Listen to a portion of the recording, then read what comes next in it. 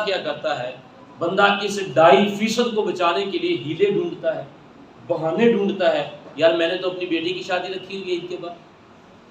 मैंने तो मकान शुरू किया हुआ है, लेंटर के लिए पैसे रखे हुए, और ज़कात अदा नहीं करता। जब ज़कात अदा नहीं करता फिर अल्लाह फरमाता है मैं एक तो तेरे साथ नाराज हो जाऊंगा, दूसरा तेरे माल में ऐब डाल दूंगा, तेरा माल मैं खराब कर दूंगा। ये जो आप सुनते हैं माल को आग लग गई है, दुकान को आग लग गई है, चोरी हो गई है, ये ज्यादातर ज़कात ना देने की वजह से होता है।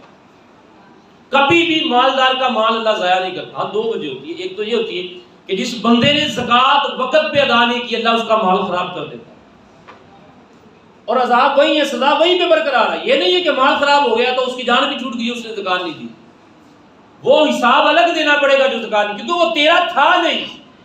वो तो 2.5% था ही तेरे गरीब रिश्तेदार का, पड़ोसी का, वो तो था ही तेरा नहीं, तो तूने वो दिया नहीं, अब तेरे माल। अच्छा, दो चीजें होती हैं, एक ये होता है कि ज़कात ना देने की वजह से अल्लाह माल में नुक्स डाल देता है,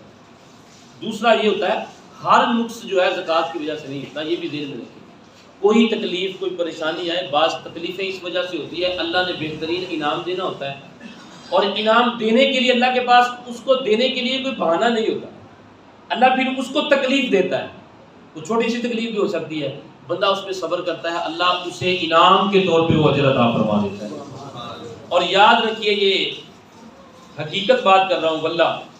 कि बंदे को थोड़ी सी भी तकलीफ आए, यहाँ तक कि वो गाड़ी पे जा रहा था, हिट हुआ, उसकी लाइट टूट गई,